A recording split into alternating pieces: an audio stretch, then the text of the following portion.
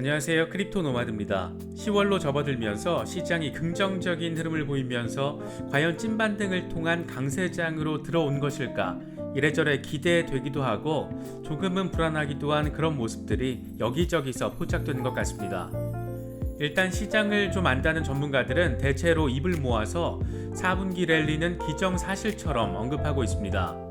플랜 B의 경우에는 온체인 분석을 끝냈다라면서 약세장의 징후는 보이지 않는다 이렇게 밝혔는데, 그러면서 강세장 두 번째 국면이 시작됐고 최소 6개월 동안 이어질 것이라는 아주 무시무시한 기대감을 갖게 만드는 전망을 내놨습니다. 요즘 엘살바도르 비트코인 법정 통화 이슈와 관련해서 자주 등장하고 있는 스트라이크의 잭 말러도 한마디 보탰습니다. 그는 비트코인이 인류 역사상 가장 완벽한 화폐 네트워크라면서 연내 10만 달러는 물론 몇 년 안에 40만 달러에 도달할 것이라는 아주 전폭적인 전망을 제시하기도 했습니다. 알트코인 대장 이더리움 역시 일단 3,200달러를 회복하면서 보기 좋은 흐름을 보이고 있습니다. 이더리움의 경우에는 여러 온체인 데이터들이 꽤 구체적으로 나오고 있어서 상승에 대한 기대감을 더 키우는 것 같습니다.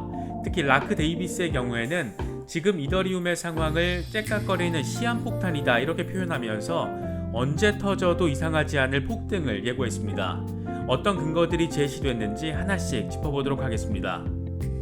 10월부터 이제 본격화될지 모를 강세장에 대한 기대감이 점차 현실성 있게 다가오는 모습인데, 이번 영상에서는 크립토 마켓의 대장인 비트코인과 이더리움을 중심으로 시장의 방향성을 보여주는 데이터와 분석들 집중적으로 살펴보도록 하겠습니다. 본격적인 시작에 앞서서 좋아요와 구독 또 알림 설정 꼭 부탁드리겠습니다. 영상 제작에 아주 큰 도움 된다는 말씀 함께 드립니다. 그럼 시작하겠습니다. 비트코인은 장중 48,000달러를 뚫어내면서 시원한 흐름을 보여줬습니다.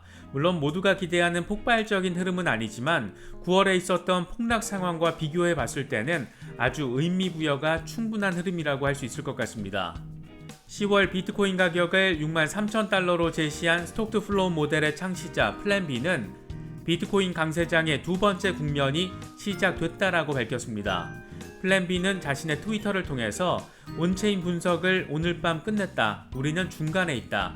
약세장의 징후는 보이지 않는다. 이렇게 밝히면서 비트코인 강세장이 아직 끝나지 않았다라는 점을 드러냈습니다.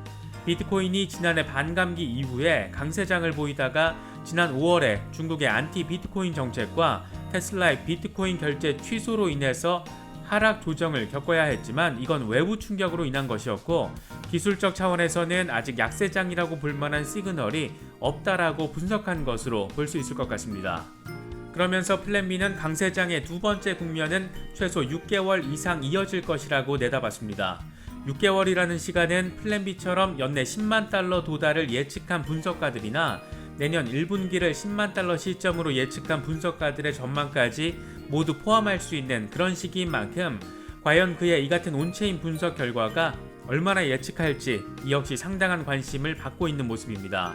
플랜 B가 워낙 적중률이 높다 보니까 이제 무슨 말을 해도 사람들이 귀를 열게끔 그렇게 만드는 것 같습니다. 엘살바도르가 비트코인을 법정 화폐로 도입하는 데 의미 있는 역할을 했던 스트라이크사의 잭 말러도 비트코인에 대해서 아주 긍정적인 전망을 덧붙였습니다. 잭 말러는 CNN과의 인터뷰에서 비트코인은 인류 역사상 가장 완벽한 화폐 네트워크 이렇게 밝혔습니다. 그러면서 페이팔과 벤모, 비자 등 수많은 화폐 네트워크들이 있지만 비트코인이야말로 유일하고 효율적이다. 또 공짜로 이용할 수 있는 네트워크다. 이렇게 설명했습니다. 그러면서 전통 미디어들이 비트코인은 느리고 수수료가 비싸서 커피를 사는 등 일상생활에서 쓸 수 없다라고 말하지만 라이트닝 네트워크를 통해서 즉시적으로 공짜로 사용할 수 있게 됐다라고 설명했습니다.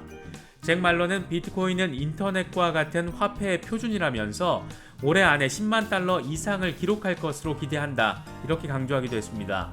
그는 트위터가 비트코인을 채택하기로 한 만큼 앞으로 비트코인 수용이 크게 늘어나고 수년 안에 40만 달러에 도달할 것이라고 주장하기도 했습니다. 비트코인의 가격과 상관없이 화폐 표준으로서 비트코인 네트워크가 성공하고 그렇게 금융 시스템을 재편할 것이라는 주장인데, 과연 이렇게 될 수 있을지 참 궁금하기도 하고 기대도 되는 그런 부분인 것 같습니다. 이더리움의 경우에도 시장의 전반적인 강세 흐름 속에서 장중 3,300달러를 회복하는 모습을 보이기도 했습니다. 시가총액 역시 3,863억 달러까지 급등했고 이더리움 도미넌스도 18.5%, 18.4% 이 정도 수준까지 회복한 상태입니다. 코인텔레그래프의 기고가 라켈쉬 우페드히에는 지난 이틀 동안 공격적 매수로 인해서 이더리움 가격이 50일 단순 이동평균 3,290달러를 넘어서면서 3,676.28달러까지 랠리를 이어갈 가능성이 높다. 하지만 이더 USDT 페어 가격이 현재 수준에서 하락하고 100일 단순 이동평균 아래로 떨어지면 강세 전망은 무효화될 수 있다라고 분석했습니다. 이더리움의 경우에는 특히 온체인 데이터를 통한 강세 예상이 잇따르고 있는 게 특히나 눈에 띄는 것 같습니다.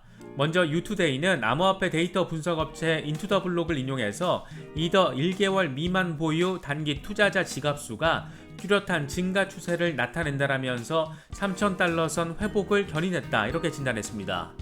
그러면서 단기 투자자 주소는 약 387만 개를 기록해서 7월과 비교했을 때 43% 증가했고 이들은 대략 1944만 이더를 보유하고 있는 것으로 나타났다. 해당 지갑들의 평균 이더 보유 기간은 약 10일인데 이는 단기 투자자 주소의 대다수가 이더 가격이 12% 급락해 3,000달러 아래로 내려갔던 9월 20일에 이더를 구매했다는 것을 의미한다라고 분석했습니다. 단기적으로 이더리움의 강세를 전망하는 투자자들이 그만큼 많다라는 점을 짐작해 볼 수 있는 그런 데이터입니다.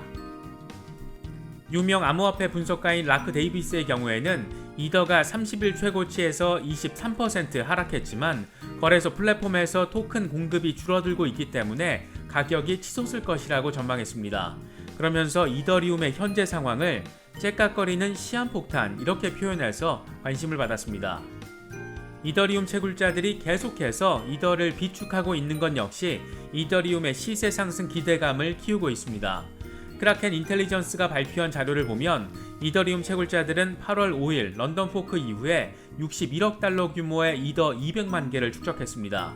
총 비축량은 전체 공급량의 19%인 2,230만 이더, 700억 달러 규모에 달하고 있습니다. 크라켄은 채굴자들이 런던 포크로 인한 인플레 억제 효과를 확인했기 때문이다. 이더 비축을 통해 32이더 이상을 투자하고 연간 최대 5% 수익을 얻을 수 있는 이더리움 2.0 블록체인 검증자가 되려고 하는 의도가 있을 것이라는 추론도 가능하다 이렇게 분석했습니다. 이더리움이 지금의 작업 증명에서 지분 증명으로 바뀌게 되면 채굴자들은 더 이상 채굴이라는 걸 할 수 없게 되고 예치금에 비례해서 검증 권한을 받게 됩니다. 이런 추세와 이더리움의 인기가 함께 더해지면서 현재 이더 2.0 예치 잔액은 782만 이더를 넘어섰고 무려 250억 달러 규모에 달합니다. 이더리움 소각 역시 지속적으로 이뤄지고 있습니다. 이더리움은 8월 5일 런던 포크 이후에 41만 개가 소각된 것으로 나타났습니다. 시가로 따지면 13억 5천만 달러 규모에 해당합니다. 또 분당 5이더 가까이 지금도 계속 소각되고 있는 그런 상황입니다. 현재 이더리움의 상황이 시한폭탄같이 언제 터져도 이상하지 않을 것이다. 이런 라크 데이비스의 분석 표현이 꽤나 데이터에 기반을 둔 것으로 볼 수 있을 것 같습니다.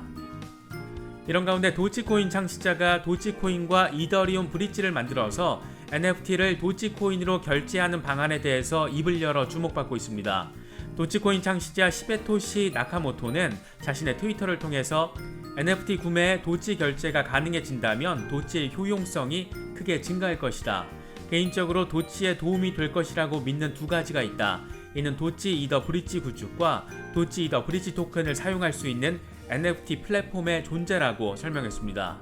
이더리움도 NFT도 아무튼 여러모로 관심사는 관심사인 것 같습니다.